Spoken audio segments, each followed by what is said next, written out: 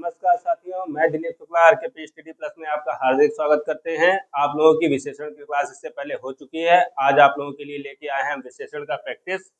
देख रहे होंगे आप लोग विशेषण प्रैक्टिस, और आपके लिए है अति महत्वपूर्ण प्रश्न। ठीक है, ये वही क्वेश्चन है जो कहीं ना कहीं पेपर में किसी ना किसी पूछे गए क्वेश्चन है आप लोगों के लिए। ठीक है, आप देरी ना करते हुए आगे क्वेश्चन की ओर बढ़ते हैं। पहला क्वेश्चन आपको दिया गया है, क्वेश्चन नंबर 1।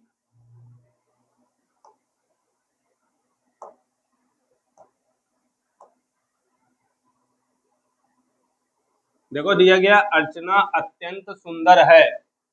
अर्चना अत्यंत सुंदर है वाक्य में कौन सा शब्द विशेषण है? आपसे पूछा गया है विशेषण कौन सा है। आपको बताया था संज्ञा या सर्वनाम की विशेषता बताने वाले शब्दों को क्या कहते हैं? विशेषण कहते हैं। ठीक है, तो अब देखो यहाँ पे बताया गया अर्चना अत्यंत सुंदर है वाक्य में कौन सा शब्द विशेषण है। अर्चना क्या है? अर्चना देखा जाए तो ये नाम है, तो ये क्या हो जाएगा? संज्ञा। सुंदर ये क्या हो जाएगा? विशेषण। और अत्यंत, अगर अत्यंत देखें तो ये आपका सुंदर की भी विशेषता बता रहा है। देखो, जो विशेषण की विशेषता बताता है उसको क्या कहते हैं? उसको प्रविशेषण कहते हैं। विशेषण की विशेषता बताने वाले शब्दों को प्रविशेषण कहते हैं। तो ये अत्यंत क्या है? ये हो गया प्रविशेषण। और ये तो है, हो गया। तो आपका सही आंसर क्या है? सुंदर। ठीक है, अगले क्वेश्चन पे बढ़ते हैं। अगला क्वेश्चन दिया गया है, कश्मीरी सेब सिंदूरी लाल होता है वाक्य में रेखांकित शब्द विशेषण के किस भेद के अंतर्गत आता है? अब यानी कि रेखांकित क्या है? रेखांकित सिंदूरी है। अब आपको बताना है कि ये जो सिंदूरी है ये किस प्रकार का मतलब शब्द है।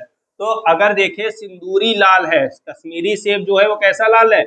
सिंदूरी लाल। लाल तो विशेषण है ही, और उसमें भी लाल में भी बता दिया कैसा है? सिंदूरी लाल। इसका मतलब ये क्या हो गया?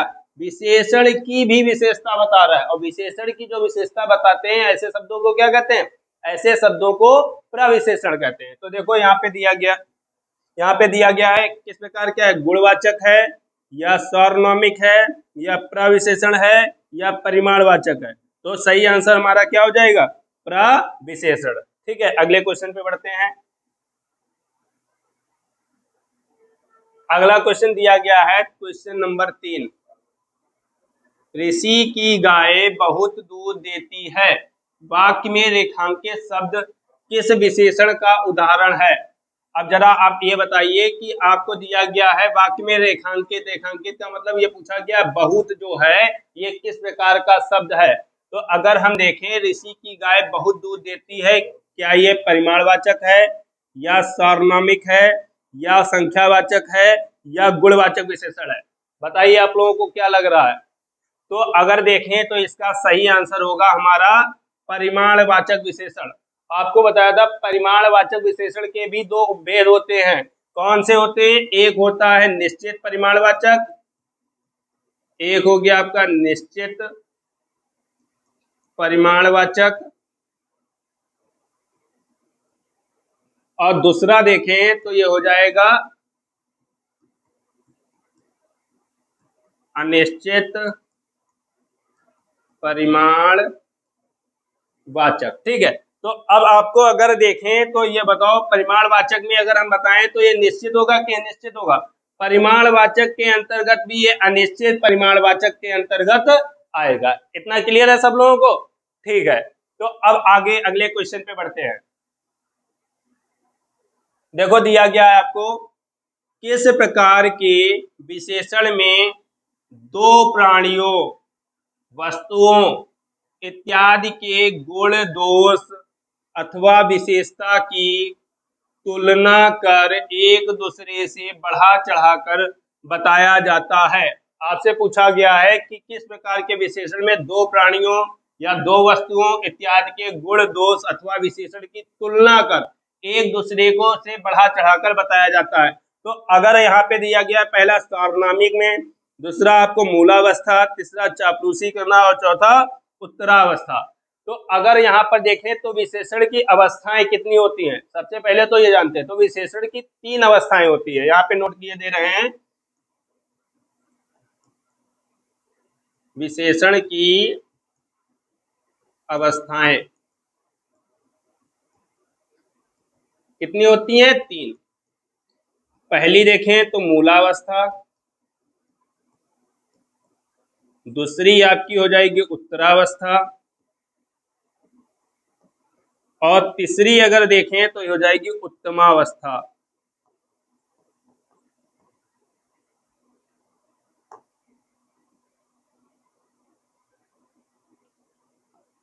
उत्तमा अवस्था। अब देखो मूलावस्था क्या होता है, उत्तरावस्था क्या होता है, उत्तमावस्था क्या होता है। देखो मूलावस्था आपकी जो है, मूल जो शब्द होगा उसी को क्या कहेंगे, जो मूल शब्द है उसी को कहेंगे मूलावस्था, ठीक है। दूसरा देखें उत्तरावस्था, तो उत्तरावस्था में क्या होता है, दो व्यक्तियों प्राणियों या वस्तुओं के बीच आपस में क्या की जाती है, तुलना की जाती है। अगर यहाँ पे देखा जाए उत्तमा, तो यहाँ पे क्या हो जाएगा, दो से अधिक। और या फिर इसी में देखें तो आपको तर लगा मिलेगा। एक तरीका यहाँ पर भी देखो, तर लिखा है तो जहां पर तर लगा मिले तो वहां पे क्या हो जाएगा, उत्तरावस्था, और जहां पर तम लगा मिले, तम, वहां पे क्या होगा, वहां पे आपकी होगी उत्तमा अवस्था, ठीक है। तो अब यहाँ पे पूछा गया यहाँ पे पूछा गया था दो प्राणियों वस्तुओं इत्यादि के गुण दोष, तो सही आंसर हमारा क्या हो जाएगा, उत्तरा अवस्था, ठीक है। आगे अगले क्वेश्चन पे बढ़ते हैं। अगला दिया गया है क्वेश्चन नंबर, ये कौन सा है, क्वेश्चन नंबर 3। ये हो गया आपका क्वेश्चन नंबर 4। इसके बाद ये हो गया आपका क्वेश्चन नंबर 5।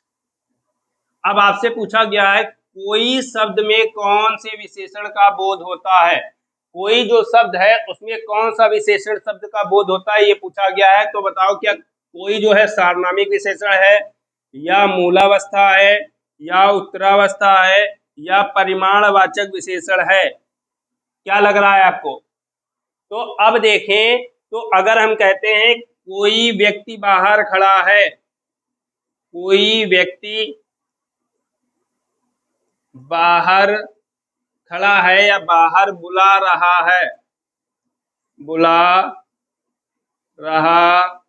है, तो अब देखें तो यहाँ पर कोई व्यक्ति बताया गया, यानी कि व्यक्ति की भी विशेषता बता रहे हैं, और यहाँ पे क्या हो जाएगा, तो आपको बताया था कि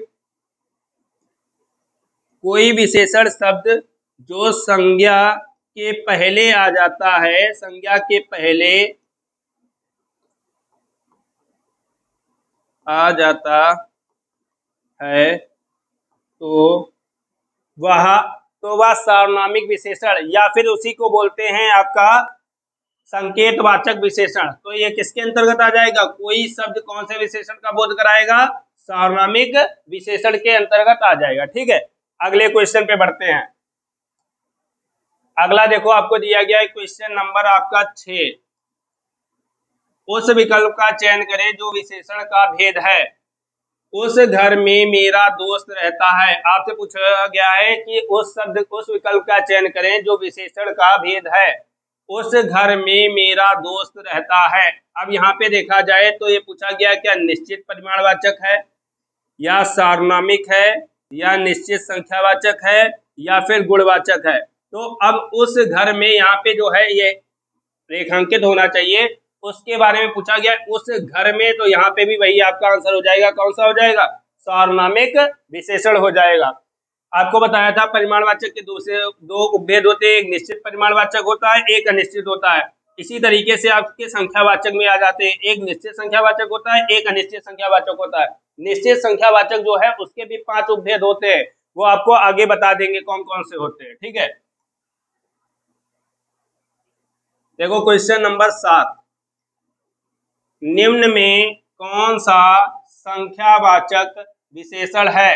तो संख्यावाचक विशेषण क्या आपका गरीब है, कैसा है, कुछ है, या सफेद है, क्या लग रहा है आप लोगों को।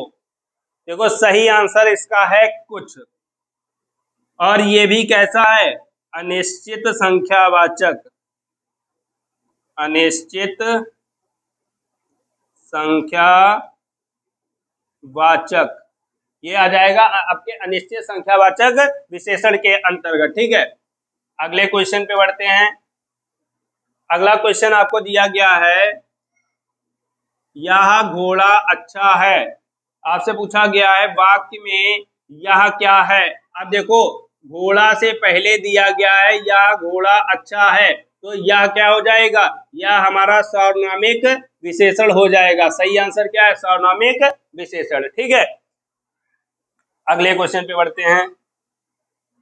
अगला क्वेश्चन दिया गया है 9, दिया गया है पर्वतीय कौन सा विशेषण है। ये अच्छा क्वेश्चन है, आप लोग बताइए इसका आंसर क्या होगा। पर्वतीय कौन सा विशेषण है, क्या संख्यावाचक विशेषण है, या परिमाणवाचक विशेषण है, या फिर गुणवाचक विशेषण है, या फिर सार्वनामिक विशेषण है। तो इसका सही आंसर होगा आपका गुणवाचक विशेषण। पर्वतीय हो गया, अफ्रीकी हो गया, इस तरीके से पहाड़ी हो गया, तो ये शब्द कैसे होंगे, ये आपके गुणवाचक विशेषण के अंतर्गत आएंगे। ठीक है, अगले क्वेश्चन पे बढ़ते हैं। क्वेश्चन नंबर आपका ये हो गया 10। इस पर्वतमाला में बहुत ऊंचे ऊंचे पहाड़ हैं। इस वाक्य में विशेषण शब्द की विशेषता प्रकट करने वाले विकल्प का चयन करें। पूछा गया है इस पर्वतमाला में बहुत ऊंचे ऊंचे पहाड़ हैं। इस वाक्य में विशेषण शब्द की विशेषता प्रकट करने वाले विकल्प का चयन करें। यानी कि विशेषण आपसे पूछा गया कौन सा है, ऊंचे ऊंचे, बहुत, पहाड़, इस। तो इसका सही आंसर आपका होगा ऊंचे ऊंचे, यानी कि ऊंचे ऊंचे पहाड़ है। और पहाड़ क्या हो जाएगा, पहाड़ों की विशेषता बता रहा है, कैसे, ऊंचे ऊंचे। तो इसलिए ये आपका जो पहाड़ है ये आपका विशेष भी हो जाएगा।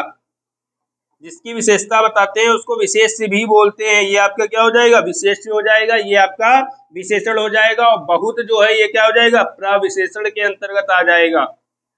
ये आपका हो जाएगा प्रविशेषण। ठीक है, अगले क्वेश्चन पे बढ़ते हैं।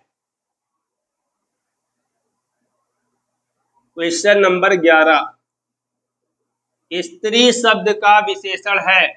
बताइए स्त्री शब्द का विशेषण क्या होगा, स्त्री होगा, या स्त्री होगा, या स्त्रैण होगा, या स्त्रैण होगा।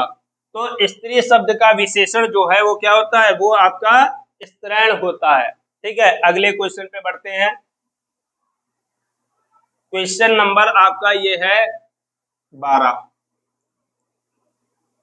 यह मकान मेरे भाई का है, रेखांकित पद है।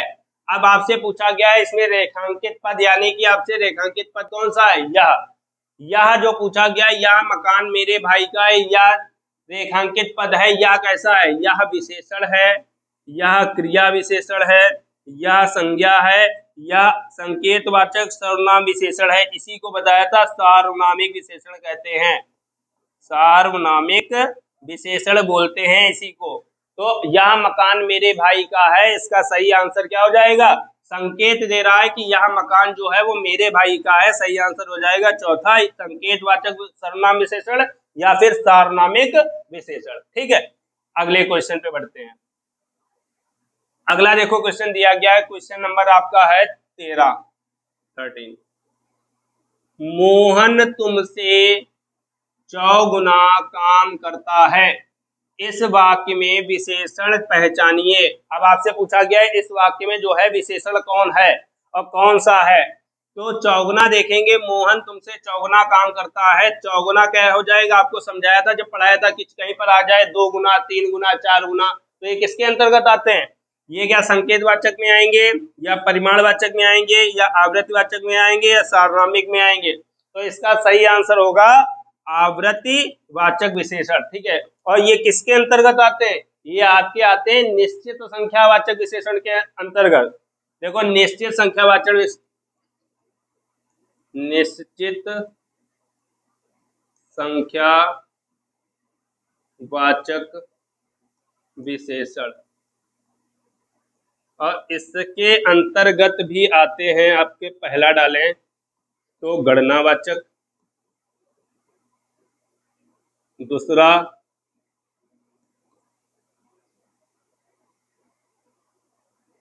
क्रमवाचक, तीसरा आवृत्तिवाचक,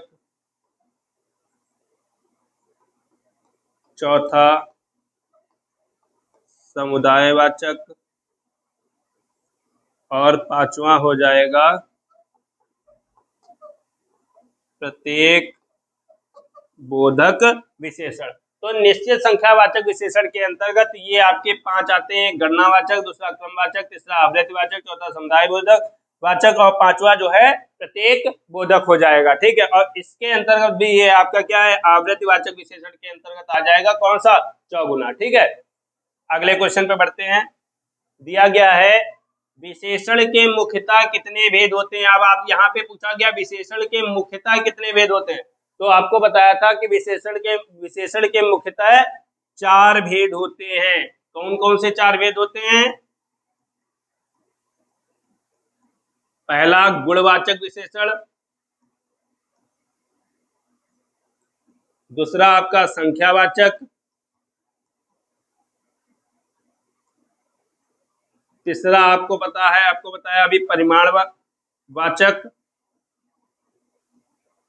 और चौथा आपकी आखिरी हो जाएगा संकेत वाचक। संकेतवाचक इसी को बोलते हैं सार्वनामिक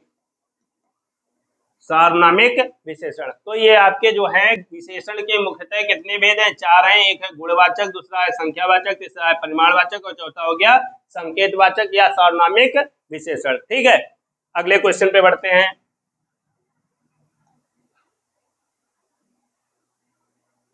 क्वेश्चन नंबर ये आपका हो गया था कौन सा, 13। क्वेश्चन नंबर ये हो गया 14। क्वेश्चन नंबर ये हो गया आपका 15। कौन सा विशेषण निश्चित संख्यावाचक विशेषण नहीं है। आपसे पूछा गया है कौन सा विशेषण शब्द निश्चित संख्यावाचक विशेषण शब्द नहीं है, और इसको जरूर हाईलाइट कर लीजिएगा, जल्दबाजी में नहीं पढ़ना, भूल जाते हैं। ठीक है, पहला दिया गया है सैकड़ों लोग मारे गए। अब सैकड़ों लोग मारे गए हैं, क्या आप क्लियर कह सकते हैं सैकड़ों में कितने होंगे भाई, 100, 200, 300, 400 कितने। तो यहाँ पर कुछ क्लियर है क्या, नहीं क्लियर है। तो सैकड़ों लोग मारे गए हैं, ये आपका सही आंसर क्या हो जाएगा, यही हो जाएगा। आगे देखते हैं 1 किलो आम। अब 1 किलो देखा जाए तो ये भी क्या है, निश्चित संख्या है। कुर्ते के लिए 2 मीटर, ये भी क्या है, निश्चित संख्या है। चाय में 50 ग्राम, 50 ग्राम क्या है, निश्चित है। तो यही पूछा गया था, निश्चित संख्यावाचक विशेषण नहीं है, इसके अंतर्गत कौन सा आ जाएगा, सैकड़ों लोग मारे गए। अब सैकड़ों में कितने हैं हमको नहीं पता। ठीक है, तो इसलिए सही आंसर हो जाएगा हमारा पहला। अगले क्वेश्चन पे बढ़ते हैं। अगला क्वेश्चन है आपका 16 नंबर। चीनी, मद्रासी, बिहारी आदि शब्द कौन सा विशेषण है। चीनी, मद्रासी, बिहारी आदि शब्द कौन सा विशेषण है। तो अब बताइए, चीनी है, मद्रासी है, बिहारी किस शब्द के अंतर्गत आएंगे। ये स्थान बोधक हैं, कि दिशा का बोध करा रहे हैं, कि अवस्था का बोध करा रहे हैं, कि आकार का बोध करा रहे हैं। तो अब यहाँ पे देखें तो ये आपका स्थान का बोध करा रहे हैं कि चीनी लोग, मद्रासी लोग, बिहारी लोग, तो यानी कि बिहार के रहने वाले, तो इसलिए क्या हो जाएगा, स्थान बोधक विशेषण के अंतर्गत आएंगे। ठीक है, अगले क्वेश्चन पे बढ़ते हैं।